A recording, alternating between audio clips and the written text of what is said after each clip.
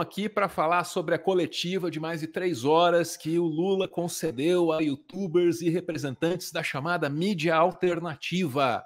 A gente tentou cobrir isso no nosso plantão, algumas coisas ficaram de fora. Tipo o quê? Tipo a declaração mais incisiva, tipo a declaração mais forte que o Lula já conseguiu dar sobre o tal do teto de gastos. Teto do quê? Teto de gastos. Teto de gastos estabelecido em 2017 pelo então presidente Michel Temer. Veio o impeachment, ou o golpe, ou Afonso, ou Alfredo, chame como você quiser, e uma das primeiras coisas que ele fez foi dizer assim, é o seguinte, a partir daqui, a prioridade do orçamento da União, a prioridade do Brasil com a sua grana é pagar a dívida. E deve para quem? Deve para os banqueiros, tem que pagar os banqueiros. Mas daí as coisas do dia a dia, pô, Temer, como é que a gente faz com a educação? Como é que a gente faz com a saúde? Não pode colocar dinheiro na saúde e na educação para além da inflação. Opa, se a inflação cresceu 5, o gasto em saúde cresce 5. Se a inflação cresceu 6, o gasto em educação cresce 6. Pô, mas e se o Brasil quiser aí investir nos seus jovens, rapaz, abrir um monte de universidade, fazer ciência, adquirir tecnologia, não podemos dar uma pancada de investimento assim na educação? Não. Só daqui 20 anos, quando parar de valer o teto de gastos. E aí, o mínimo que você espera de alguém comprometido com o conjunto, com o coletivo da população brasileira, é que essa pessoa se manifeste contra o teto de gastos. Apesar de haver um consenso aí na mídia hegemônica sobre o teto ser uma coisa muito benéfica, né? Apesar disso. O mínimo que você espera. E o Lula fez o mínimo. E o mínimo a gente acha o máximo, porque é o Brasil. Terminadas as eleições, se votarmos ao governo, vamos ter que tratar a questão da saúde como uma questão prioritária nesse país, porque eles tiraram praticamente 12 mil médicos, dos mais médicos que estavam nos lugares mais longínquos, atendendo pessoas que não conseguiam ir a médico durante anos, pessoas que morriam por falta de ter acesso a médico, pessoas que morriam porque, ao receber uma receita, não tinha dinheiro para comprar aquele remédio e colocava a receita no criado mudo e morria por falta de remédio. E o SUS tem competência de fazer distribuição de remédio extraordinariamente bem. Daí eles acabaram com farmácia popular, acabaram com aqui tem farmácia, ou seja, tudo isso em nome do quê? Em nome da descrença, em nome da ignorância, em nome da falta, em nome do respeito à sociedade brasileira. Então, nós, eu quero dizer para você, nós não aceitamos a lei do teto de gasto. Até porque essa coisa do teto de gasto, ela foi feita para garantir que os banqueiros tivessem o deles no final do ano. E nós queremos garantir que o povo tenha o seu todo dia, todo mês e todo ano. A fazer política social não é gasto, fazer política social é investimento. E é isso que nós vamos fazer nesse país. Muito bem, se manifestar contra o teto de gastos tem um custo político altíssimo, porque a mídia hegemônica vai dizer que essa é uma boa ideia e vai sempre apelar para uma comparação, que é a comparação com a sua casa, que é a comparação com o seu orçamento familiar. E na sua casa você não pode gastar mais do que arrecada. Se você fizer ali um lanchinho a mais, puxa, estoura o orçamento.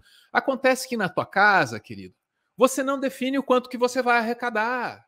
E esse é o caso do governo federal. É diferente, é muito diferente. Mas isso não impede a Infomoney, por exemplo, e é só um exemplo, é sempre assim, de fazer essa abordagem, Ana. Olha lá pra gente. O que é o teto de gastos público? Uma regra criada para controlar a dívida pública que limita o aumento de gastos públicos à inflação. Entenda como funciona o teto de gastos. Uma das regras mais básicas de finanças pessoais é não gastar mais do que ganha, aquela velha comparação. Aqueles que fizerem isso por necessidade ou vontade ficarão endividados. Ok, tá aí a Infomoney explicando pra gente o que é o teto de gastos, dizendo é necessário. Sem lembrar que o Brasil se deu bem aí, né? Até 2017 estava sem isso e estava tudo bem. Pois é. Fica parecendo que sempre foi assim, que sempre existiu essa regra. E agora vamos para a CNN, para ouvir a Thaís Herédia, em mais uma dessas opiniões assim, que são predominantes na chamada mídia hegemônica. A comparação dessa vez vai ser com um transatlântico, e de comparação em comparação eles vão fazendo a tua cabeça aí para que você defenda os interesses dos outros, dos banqueiros, no caso. Antes da gente mostrar aqui por que o teto de gastos representou um controle maior do nosso orçamento, dos nossos gastos, desde 2016. Foi 2016 com Michel Temer, né?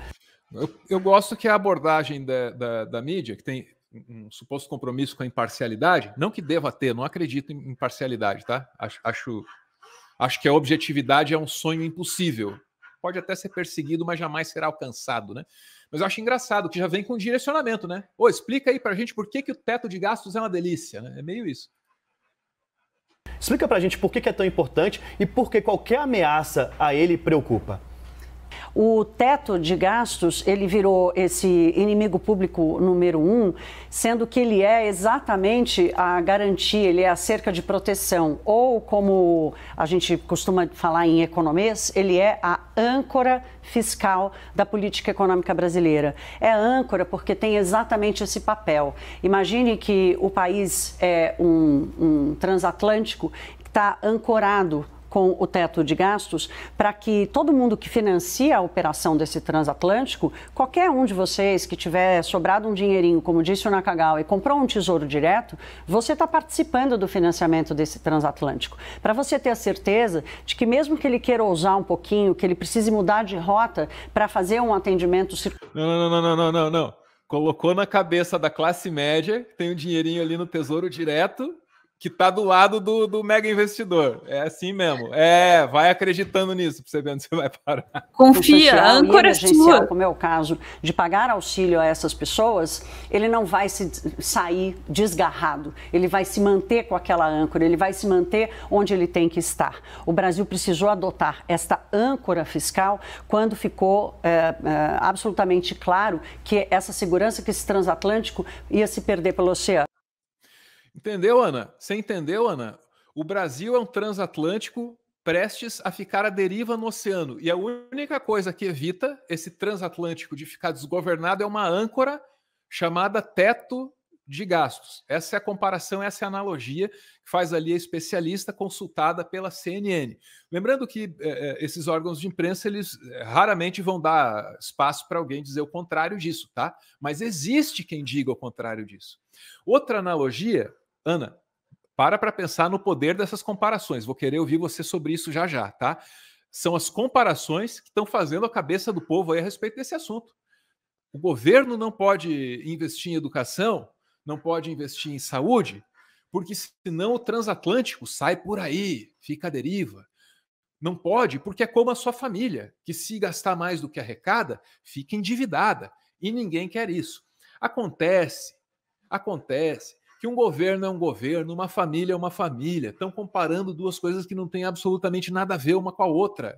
Que família cobra impostos dos seus vizinhos e pode definir quanto cobra imposto, quanto não cobra? Vocês estão malucos? Vocês estão malucos? Quem explica isso bem é a Juliane Furno, que, não por coincidência, eu ainda não vi falar lá na CNN. E tudo bem, né? A Juliane Furno tem um vídeo bem bacana aí, tá? Teto de gastos, por que não precisa e por que não funciona, ok? Vamos ver um trechinho. Equilíbrio fiscal, ou seja, frente a uma situação em que houve menos receitas do que se gastou, parece um pouco óbvio que a solução seria, então, cortar gasto. Digo que pareceu óbvio, tanto porque o jornalismo econômico cotidianamente falava, né, que tinha que cortar gastos, mas também porque na nossa vida é assim. Então, se eu tenho um padrão de gasto superior ao meu salário, é claro que eu preciso fazer cortes no meu padrão de consumo. Acontece que para o Estado isso não vale da mesma forma. Tanto porque o Estado ele não sofre as mesmas restrições de gasto que as famílias e as empresas, né, por diversos outros mecanismos próprios da política fiscal. A questão então é o seguinte: para uma economia nacional, se eu gastei mais do que eu arrecadei, né, ao contrário do que diz o pensamento econômico tradicional, eu não tenho só uma alternativa, né, travestida de técnica ou mesmo de óbvia, que seria cortar gasto. eu tenho pelo menos duas alternativas. Uma é sim cortar gastos, mas a outra seria arrecadar mais. Veja, o Estado ele pode determinar o nível de arrecadação, enquanto pessoas e empresas não podem. Mas mais do que ter, né, aparentemente duas opções, para receitar um remédio para um problema, a gente precisa, antes de tudo, de um diagnóstico correto. E o teto de gastos, ele partiu de um diagnóstico ou de uma premissa equivocada, porque não foram os gastos que aumentaram, né, o que justificaria, então, a necessidade de contenção do gasto público, mas justamente o equilíbrio, né, o desequilíbrio, ele ocorreu porque as receitas caíram. Ou seja, vamos supor que, sei lá, eu vou no médico porque eu tô com uma gripe e o médico me receita remédio para alergia. Eu nem possivelmente vou me curar da gripe, quanto ainda pode ser que eu agrave o meu problema de saúde. E isso foi justamente o que aconteceu com o teto.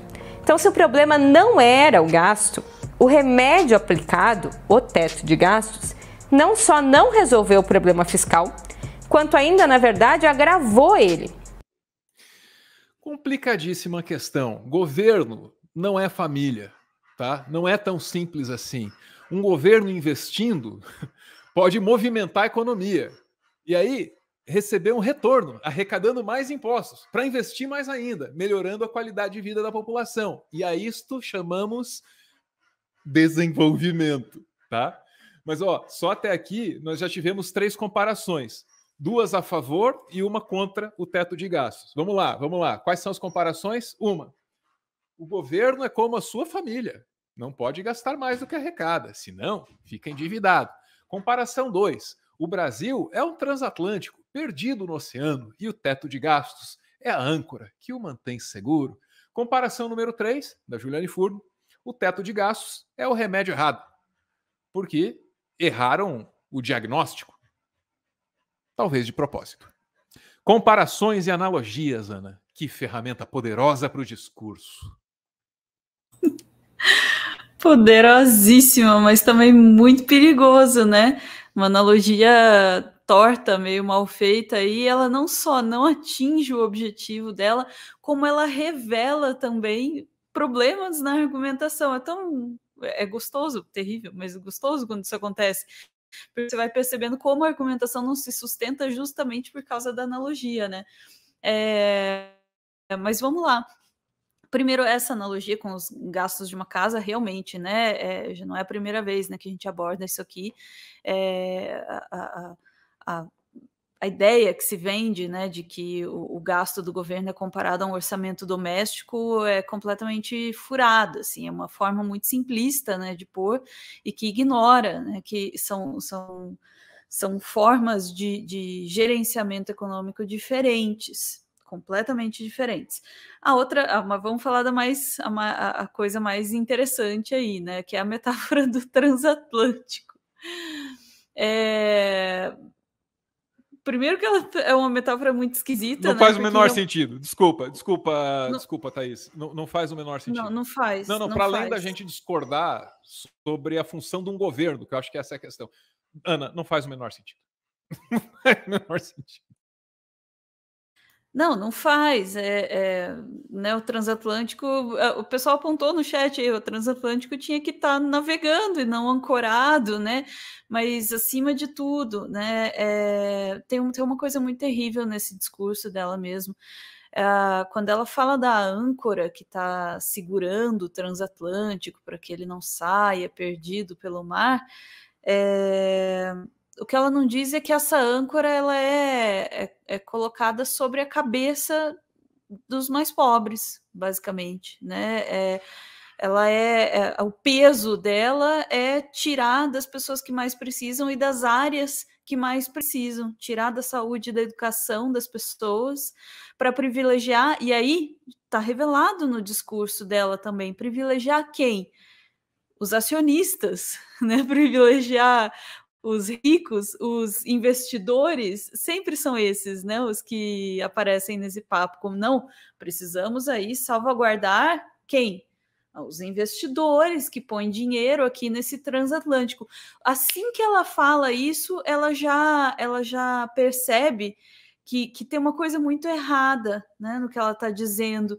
E imediatamente já vem com a historinha do não, qualquer um pode ser aí um investidor, põe ali, guarda um dinheirinho, faz um investimento nesse transatlântico.